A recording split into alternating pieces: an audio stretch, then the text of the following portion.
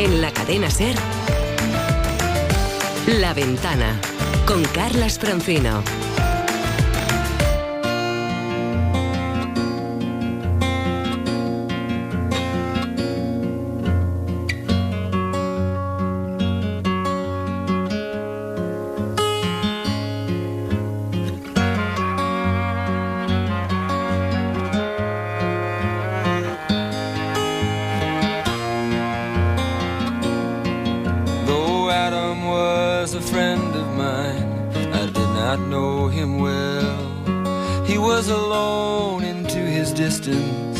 He was deep into his well.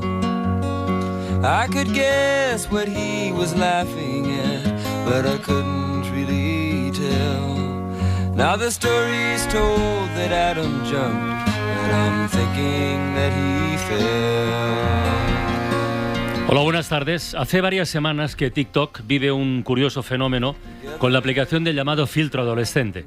La posibilidad de estar hablando a la cámara y ver cómo de repente rejuveneces un montón de años ha cautivado a millones de usuarios. Ojo, no solo por el jijijaja, que también, ¿no? O la curiosidad de recordar cómo eras antes. Hay gente que directamente se pone a llorar. Y también un montón de hilos de Twitter donde los recuerdos no son un monumento a la nostalgia, sino una crónica, en ocasiones bastante dolorosa, de cómo algunos y algunas vivieron la que seguramente sea la edad más vulnerable. Lo que pasa es que ahora mismo tenemos un problema muy serio que va más allá de las ocurrencias en TikTok o de las frases hechas, porque los datos, todos los datos, desde hace al menos una década, pero mucho más a partir de la pandemia, confirman que la relación de los adolescentes con el suicidio es cada vez más estrecha. Afortunadamente hoy ya no se discuten los beneficios de hablar de este asunto, que fue tabú durante muchísimo tiempo. Esta canción que escuchamos, por ejemplo, se la escribió Jackson Browne a un amigo suyo, a Adam, que se quitó la vida y del que él explica que sabía que estaba en un pozo, pero no sabía cómo ayudarle. Bueno, pues como lo primero, insisto, es hablar del tema, vamos a aplicarnos el cuento hoy en La Ventana. ¿Y quiénes son los primeros o las primeras que reclaman que se hable? Que eso ayuda a salvar vidas. Pues las madres que han perdido a hijos suyos. Es el caso de Cecilia, de Silvia y de Elena, con las que ha conversado Toñi Fernández. Toñi, buenas tardes. Buenas tardes. Vamos a hablar de un tema que muchos consideran, como decías, tabú, repleto de prejuicios y de silencio. Vamos a hablar de suicidio. Es disruptivo, incómodo, desconocido. Es algo que siempre parece que ocurre lejos hasta que llega. Nunca entras en esta opción. Yo estaba muy preocupada porque le acabamos de comprar una moto a mi hijo. En el mes de septiembre, él murió en el mes de marzo. Y yo estaba muy preocupada porque yo tenía mucha información sobre los accidentes de moto. Y cómo de importante es llevar un casco. Y cómo es de importante que vayas con cuidado, que no quedes en un ángulo muerto de un retrovisor de un coche. Pero nunca me había preocupado del suicidio. Se sigue muriendo de amor, dice Cecilia. Renunciar a la vida por amor. Su hijo Miquel lo hizo. El factor que desencadenó esa conducta fue una discusión de pareja. Con 19 años, terriblemente enamorado. Y esa percepción la tuvo en el peor lugar y en el peor momento. No me llamó, me envió un mensaje de despedida. Nunca, no había nada que me lo hiciera presagiar, nada. Fue un arrebato, un impulso. Apenas pasó una hora entre la idea y la acción. Un caso extraño, poco frecuente. Hay la culpa de los easy. Y si le hubiese dicho que, y si hubiera hablado de este tema, y si me hubiera dado cuenta que estaba más triste, y si me hubiera... Sí, todo nuestro dolor está condicionado con estos easy. Y siempre estamos igual. Y en ese proceso se llega a perder el control. Como todos los supervivientes, te conviertes en una persona de riesgo. Obviamente, si has vivido un suicidio, te planteas tú cómo lo harías. Es importante, muy importante, no hacer más grande el error que hayan cometido nuestros seres queridos. Yo recuerdo perfectamente, hubo un día que tomé la decisión de seguir. Seguir por él, aunque el camino no es fácil. Todos empatizamos con una persona que sufre físicamente. Alguien con el tobillo roto no le invitamos a correr. Pero sin embargo no solemos validar, dice Cecilia, cuando alguien nos dice no estoy bien. Buscamos la manera de distraerla de su dolor cuando lo que necesitan es que les escuches. Pero eso no es lo peor. El suicidio lleva de la mano el estigma, una sombra de sospecha que se cierne sobre el que más luz necesita, la madre, el padre. Siempre hay como un pensamiento subyacente, ¿no? Ha habido una muerte por suicidio, algo pasará en esa casa, algo habrán esos padres, te cuestionarán como cuidadora, sí. Y eso lleva a que pases a ser la madre del suicida. El siguiente testimonio es el de Silvia. Ella perdió a su hija, también adolescente, víctima en este caso de graves problemas de autoestima. Pero Silvia pudo preguntar, tuvo respuestas, y eso es algo que muchos de los que pasan por esta experiencia absolutamente extrema no pueden hacerlo. Eso es una ventaja. Y yo le pregunté varias veces, ¿pero por qué lo haces? Y ella me contestaba, mira mamá, es que cuando lo hago no pienso, actúo. Sufro tanto que quiero desaparecer y ya está. Esos problemas de autoestima llevaron a Beth, a la hija de Silvia, a sufrir una fuerte depresión y se negaba a recibir ayuda. Mientras fue menor, la ingresaron obligada en un centro especializado. Después negociaron la tutela de profesionales sanitarios, pero llegó la pandemia y tras un mes de confinamiento, Beth intentó quitarse por primera vez la vida. Los mejores momentos de mi vida ha sido pues casi los 6 últimos meses de su vida, porque ella tomó plenamente conciencia, quería recuperarse, quería estar bien, pero al final pues no pudo ser. O sea, hizo 3 intentos y en el tercero pues lo consiguió y murió. Y entonces empieza un enfado eterno y una revisión de actos interminable. Y me acuerdo que decía un montón de palabrotas yo, pero un montón, ¿eh? O sea, era brutal, o sea, porque estaba muy rabiosa. Lo más fácil es buscar culpables. Lo más fácil es culparte a ti mismo. O sea, yo pensaba que has hecho mal, dónde no lo has ayudado. Es un machaque continuo hacia uno mismo, ¿no? Porque buscas el porqué, ¿no? Y a veces no hay porqué. A veces solamente es un tema de que la persona que se ha suicidado, que se ha quitado la vida, no ha podido más y ya está. Las personas que se suicidan, subraya Silvia, no quieren morir, se quitan la vida porque no encuentran una salida. Y estas mujeres que escuchamos, Toñi lo comentaba antes, coinciden en que hay que hablar del suicidio. Bueno, no solo que es necesario, ¿no? Sino creen que puede ser vital. Así es, hablar del suicidio es importantísimo. Hablar salva vidas. 3 meses antes de morir nos contó a su hermano y a mí y nos comentó que no se le iba la idea del suicidio de la cabeza. En ningún momento se nos ocurrió que fuera posible, que eso que decía pudiera ser verdad.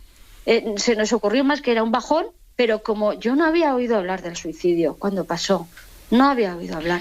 Porque eso de que quien tiene pensado quitarse la vida no lo dice es falso, es un mito. Confesar que piensas en el suicidio es, dice Elena, una señal de alerta común a casa. Pero no lo sabía y todos los apoyos y toda la comprensión se volvieron insuficientes. Y de ahí la peor y la más inhabilitante de las sensaciones. Cuando a mí me dan la noticia de que se ha suicidado, de que ha muerto, primero me dijeron ha muerto y luego me dijeron se ha suicidado. O sea, en ese mismo momento, en ese mismo instante, me sentí culpable de su muerte.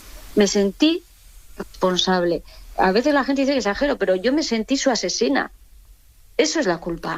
Eso es la culpa. Y la culpa mata, dice Elena, como el dolor. Es un dolor que va matando, nos va matando poco a poco, ¿no? Conocemos unos niveles de sufrimiento que entonces decimos, ¡ah, Dios mío, esto estaba sufriendo él! Estos niveles que no puedes soportar ni estar vivo. Su hijo Markel era sociable, querido, con éxito en los estudios, pero no conseguía aprender a vivir con algo que duraba ya 4 años y que la familia mantiene en la intimidad. Todo lo dejó escrito. Justo ahí comienza el duelo, el más largo y devastador, cuentan, de todos los duelos. Es un duelo, te voy a decir, que asusta. Viví una Elena que no conocía, no me reconocía. Las emociones son muy intensas, son repentinos, te invaden, te mandan como un títere en medio de un tsunami, ¿no? De aquí para allá a dar bandazos y te tiran por los suelos. Pero se sale, no se supera porque para ellas es pasar página. En realidad se aprende a vivir con ello, a integrar lo ocurrido. ¿Sigue el dolor y la culpa? Sí, responden, pero ya pueden vivir con ellas. Arantxa Ortiz, buenas tardes. Hola, buenas tardes, Carlas. Arantxa es psiquiatra de infancia y adolescencia en el Hospital Universitario La Paz de Madrid. Antes de hablar con ella, bueno, Isaías aquí como todas las tardes. Hola, Isaías, bienvenido. John Sistiaga, buenas tardes. Hola, buenas tardes. Adela Molina, responsable de educación de la SER, buenas tardes. Hola, ¿qué tal? Buenas Antes de tardes. hablar con ella, recordar algo fundamental. Segurísimo, que muchas personas que estén escuchando la radio pensarán, ¿y yo qué puedo hacer? ¿Cómo puedo pedir ayuda? Bueno, hace 9 meses que existe un teléfono gratuito y confidencial. Es el 024. En estos 9 meses se han recibido más de 90.000 llamadas. De ellas, 1 de cada 3 son de menores de 30 años. O sea que, Arantxa, tenemos un problema en general con el suicidio, pero ahora con los adolescentes en particular.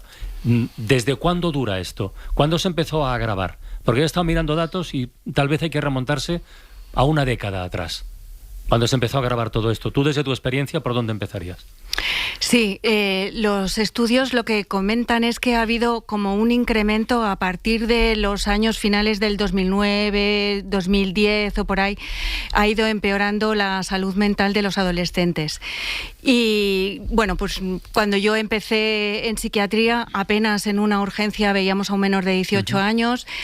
Si era un intento de suicidio, pues estaba entre los 16 y los 18 años, pero ahora mismo, por desgracia, es demasiado frecuente que nos lleguen adolescentes de 12, de 13 años, que tengan ideas de suicidio, que hayan hecho un intento de suicidio. ¿Qué tipo de casos llegan al hospital con chavales de esa edad? ¿Qué es ansiedad? ¿Es depresión? ¿Es un entorno que por lo que sea se les convierte en insoportable? ¿Qué es lo más frecuente? Lo más frecuente es que estén pasando por un proceso tanto de depresión como de ansiedad, que en realidad es multifactorial. O sea, esto no es solo una alteración fisiológica o química, no.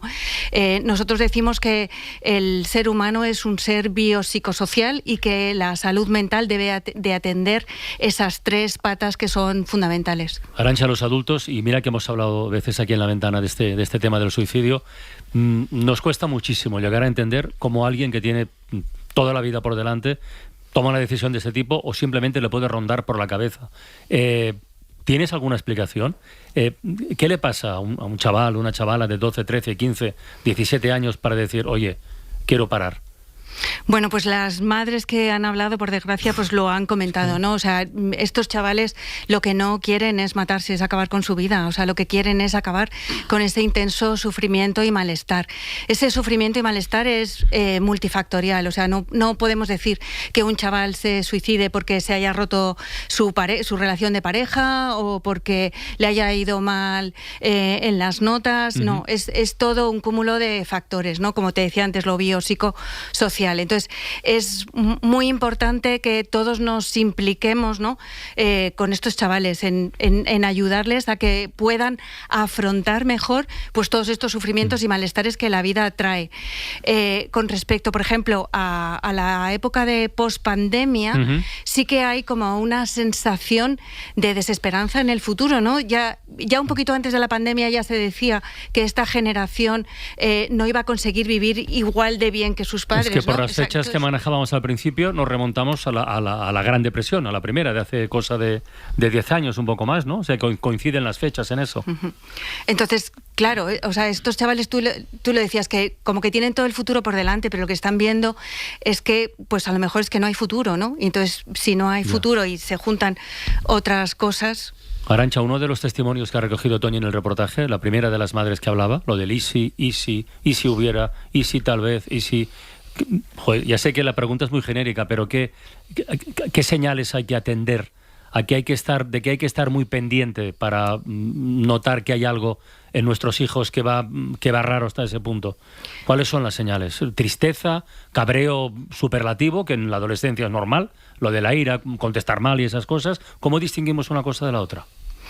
Lo de Elisi es como un puñal que nos vamos clavando en los seres humanos. Eso no nos lleva a nada y no nos sirve de nada. Todas estas madres y estos padres han hecho las cosas de la mejor manera que han sabido y de la mejor manera que han podido. O sea, no lo han hecho de otra manera porque no sabían hacerlo de otra manera. Nosotros, cuando hablamos de posibles señales a detectar en un adolescente, que lo puede detectar cualquier adulto que se relacione con ese adolescente. O sea, yo hablo también de una manera muy genérica, es cualquier cambio en su vida cotidiana, ¿no? Tú decías, o sea, un cabreo monumental, pues es que eso entra dentro, ¿no?, de una vida de un adolescente normal. Pero entonces lo que hay que ver es si ese cabreo, o sea, por lo que sea, ha cambiado, o es más frecuente, o es más intenso, o es ante desencadenantes que antes no lo desencadenaban. O sea, que hay que fijarse... Claro, otra de las cosas que esta sociedad nos pone un poquito difícil es el estar con los adolescentes. Hay que estar con los adolescentes, ¿no? Y hay que tener los ojos y las orejas abiertas para escuchar lo que nos quieren decir, tanto efectivamente verbalmente como no verbalmente. Ya, pero hoy venía Sistiaga muy preocupado diciendo, ¿has visto este informe de que pasamos 5 horas al día empantallados ahí sin atender a nada más? Que esto vale para adultos y para adolescentes, pero en su caso es mucho más acusado todavía, ¿no? Sí, yo estaba tratando, y llevo años ya sabes, hemos hablado mucho aquí. Yo he trabajado en muchos documentales sobre esto, tratando de entender qué está pasando últimamente. Y estos informes de los que hablabas, Arantxa, vienen a decir que desde hace 10 o 15 años ha aumentado exponencialmente la cantidad de jóvenes adolescentes que se han suicidado. Los que ya tenemos una edad y hemos tenido también un pasado adolescente, yo particularmente recuerdo que hubo gente en mi instituto y tal que también se quitó la vida en aquellos años. Pero tú has dicho algo, no hay futuro. Bueno, esto ya lo decían los Sex Pistols, lo decía seguramente la primera generación que sale de la guerra civil o de la Segunda Guerra Mundial. Pero ¿qué ha cambiado entonces en estos 10 años? Y me voy sobre todo hacia las redes. Las redes sociales están alimentando una forma de ver el mundo muy desalentadora para los chavales. Alimentan esa frustración y alimentan el no tener herramientas para luchar contra esa frustración, contra ese dolor vital de alguna manera, ¿no? Por no decir que, como ya sabemos, en Gran Bretaña hay varios procesos abiertos contra Metaverso y contra Instagram. Como responsables. El jodido algoritmo, cuando tú miras una página de intentos autolíticos, te empieza a mandar informaciones negativas que te llevan a páginas que se dedican a este tipo de cosas, en vez de llevarte a lo contrario. El algoritmo te debería llevar a la luz, no a la oscuridad, en cuanto por un momento has visitado una página de este tipo, ¿no? Y creo que esto es lo que ha cambiado un poco en los últimos años. Y también esa vida te puede parecer a lo mejor la vida real cuando no lo es, ¿no? Antes la vida que vivíamos era bastante cierta. Claro. O éramos ricos o pobres, o discutíamos o no discutíamos, pero todo pasaba de verdad, lo podías tocar. Ahora no, tú ahora puedes llevar una vida en las redes, en donde eres el más famoso, el que más likes tienes, el más seguido, y después te encuentras en que estás sumido en la más absoluta miseria y soledad, por ejemplo. Pienso. En cuanto a las redes sociales, yo creo que están las dos cosas, o sea, no hay nada que sea blanco o negro. No. Los estudios lo que dicen es que, por ejemplo, dañan si tú te dedicas más de 4 horas a las redes sociales. Tú decías lo de las 5 horas, ¿no? Pero ¿por qué daña?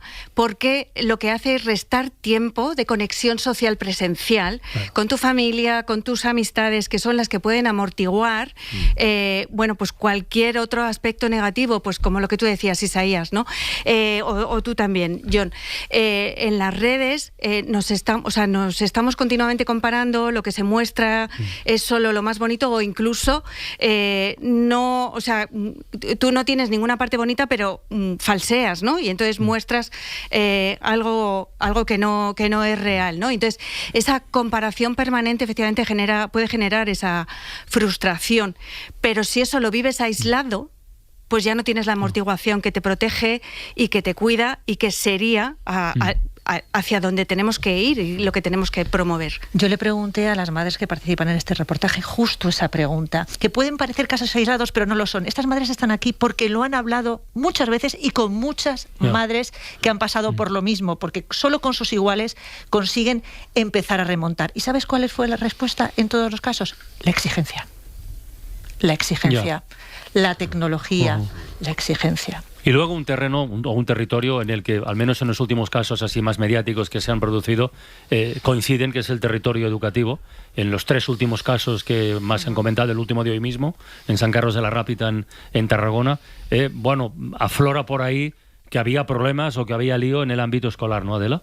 Sí, los 3 últimos casos que hemos conocido, el que tú comentabas de Paul, niño de 15 años, el de Sallent, pues hay pistas, porque aún se está investigando, que sufrían acoso escolar, que había burlas en el colegio, o una sensación de soledad, que les hacían el vacío y de incomprensión, ¿no? Ahí también yo creo que es bastante revelador otro caso relacionado con salud mental y cómo lo están viviendo los centros educativos, que es la dimisión en bloque que conocimos la semana pasada de un equipo directivo de un instituto en Valencia, porque no tenían medios suficientes para atender a los adolescentes con un protocolo abierto por autolesiones, por ideas suicidas o por violencia escolar. Así como dibujo general, Adela, ¿qué se está haciendo o qué no se está haciendo en los centros educativos para prevenir este tipo de conductas? Pues desde hace mucho tiempo los centros educativos se lo están tomando en serio, los casos de acoso escolar, y ya tienen protocolos coordinados por las comunidades autónomas. Lo que sí parece que faltan son medios efectivos para la prevención. O sea, estos protocolos siempre se activan cuando ya hay un caso de acoso. Muchos expertos y directores y profesores te dicen que habría que empezar antes y aunque bueno, se está haciendo un trabajo muy importante en muchos colegios, en muchos institutos, esta es una parte que hay que seguir trabajando. Además, pues desde el gobierno, desde las comunidades se están impulsando medidas. Este mismo curso se ha puesto en marcha la figura del coordinador del bienestar, que bueno, es una persona encargada en todos los colegios y en todos los institutos de atender problemas de salud mental, de detectar casos de acoso, de coordinarse con las familias. De nuevo, la principal queja es que faltan recursos, porque esta es una tarea que está haciendo o alguien del equipo directivo o algunos de los docentes sin liberarse muchas veces de la carga lectiva, con lo cual le tienen que dedicar un poco tiempo o no el suficiente, sobre todo si tenemos en cuenta la dimensión que está adquiriendo este tema en muchos institutos. Tony González, buenas tardes. Hola, buenas tardes. Saludamos al presidente de la federación que agrupa a los directores de centros educativos públicos y después de lo que has escuchado hasta el momento, no sé si pedirte una lista de peticiones o si quieres explicar un poco por lo que te cuentan los compañeros cuál es el panorama ahora mismo. Hemos conocido historias en Vigo, en Barcelona, en Mislata, en Valencia, que ahora comentaba, en Madrid también. ¿Cómo estáis afrontando este problema? Porque es obvio que hay un problema, Tony. Pues lo estamos afrontando de una manera muy compleja, ¿no? Apoyo todo lo que las declaraciones que estaban comentando los diferentes compañeros expertos en este tema, lo cual es la mayoría de los docentes que estamos en los centros no somos expertos en este tema, que es una cuestión que hay que poner a la vista de todo el mundo. Los coordinadores de bienestar pues pueden ser psicólogos o psiquiatras, pero no tenemos tantos psicólogos ni tantos psiquiatras, ¿no? Solemos tener un psicólogo por centro y esto es un problema. Y actualmente, cuando detectamos un problema de intento de suicidio en donde hay que tener una vigilancia constante durante todo el tiempo que permanece en el centro educativo, se vuelve muy complejo cuando se incrementan los casos y hay que abandonar bastante la parte pedagógica porque esa persona tiene que estar en una vigilancia constante, tanto si va a los servicios por los pasillos, en los patios, etcétera, ¿no? Y es complejo esta cuestión. Estábamos intentando profundizar esta tarde, desde cuándo se ha agravado tanto este asunto, Tony. No sé, desde tu posición, ¿qué número de consultas, de peticiones de ayuda, de quejas recibes, no sé, en los últimos años? Si esta cosa, como nos tememos, ha ido a peor, ¿tú tienes esa sensación también o no? Sí, tenemos ya algún muestreo estadístico en los cuales se observa lo que han comentado los compañeros, un crecimiento exponencial al respecto. A veces tenemos incluso centros de 30 casos de alumnos. ¿Y cómo atiendes a estos 30 casos? Tony, perdona, cuando dices 30 casos, ¿que son 30 casos de alumnos con intentos de suicidio en un centro educativo? O sea, nos ha dado en algún momento puntual. Ostras. Sigue, perdona, que te he cortado. Sí. No, es lo mismo. El caso de Mislata son 15 casos diferenciados entre intentos de suicidios y acoso escolar. Ajá. Pero claro, ahí nosotros lo que pedimos es el especialista en los casos de suicidio, que ya estamos hablando de la vida humana, de carácter emergente, que tener un especialista controlando toda la situación. Ya. No solo en el centro educativo, sino además cuando vuelve al domicilio familiar, porque ahí también hemos detectado que en algún caso no existe esa vigilancia o esa atención específica, y también para ayudarnos al resto de la gente que estamos haciendo ese esfuerzo. Tony, bueno, esta pregunta puede ser para Tony o podría ser para Arantxa. Ahora mismo estamos aquí en este estudio 5 adultos, 6 adultos, estás entrando tú por teléfono. Otra vez estamos hablando entre adultos sobre los problemas de suicidio de los adolescentes o los intentos autolíticos entre adolescentes. No es ahí a donde había que poner el foco, es decir, las alertas tempranas, además de en las familias, en los amigos, también deberían estar incluso en los compañeros de clase, claro, ¿no? Es decir, que enseñar en los colegios e institutos que cualquiera que vea una anomalía en un comportamiento en su compañero, un comentario, no sé, algo en su reel, en sus stories, algo oscuro o tenebroso, que alerte, ¿no? Y que vaya a decir a los profesores, oye, algo está pasando con esto, igual deberíais de mirarle un poquito, porque es que si ves su story o si ves su Twitter o su TikTok, está diciendo cosas un poco raras, ¿no? Hay que formar más a todos estos chavales también, de alguna manera, en todas estas alertas tempranas. Los adolescentes son muy listos y eso ya lo están haciendo, Tony. Claro. Yo no sé si tú tienes esa experiencia, pero... Sí. Sí, o sea, muchas veces... Que algunos avisan ya, ¿no? Sí, o sea, a nosotros nos han llegado adolescentes a la urgencia que han hecho un intento de suicidio gracias a que efectivamente alguna de sus amistades ha detectado algo raro por redes sociales. Sí, en su Instagram o en su WhatsApp, y entonces han avisado a la madre o al padre y entonces, bueno, pues se les ha podido rescatar a tiempo. Sí, eso son maravillosos los adolescentes. Sí, sobre todo hay que trabajar mucho con ellos, ese tipo de formación, para que entre ellos se ayude, porque el adolescente no busca comunicarse con la gente de su edad. Sí que tiene una comunicación con el adulto, pero no es tan común cuando en edades inferiores, que sí que buscan el adulto y se lo cuentan todo, ¿no? El adolescente, pues es adolescente, y dentro de su perfil no cuenta a la vista a los adultos lo que le está pasando por dentro emocionalmente. Y es muy importante formar a los propios adolescentes para detectar esos casos y que den una señal de alarma a los adultos para poder intervenir. Y sobre todo, lo que hablábamos, para poder eso hay que hacer una prevención sí o sí en todos los grupos de los adolescentes que tenemos en los centros educativos. Muy bien, pues Tony González y Arantxa Ortiz, estoy seguro que no es la última vez que vamos a hablar de este tema, pero os agradezco muchísimo que os hayáis asomado a la ventana, de verdad. Muchas gracias por tratar este tema. Un abrazo a los dos y mucho ánimo, 024, recuerdo el número de atención, 024, cualquier consulta, petición de ayuda, lo que sea, 024.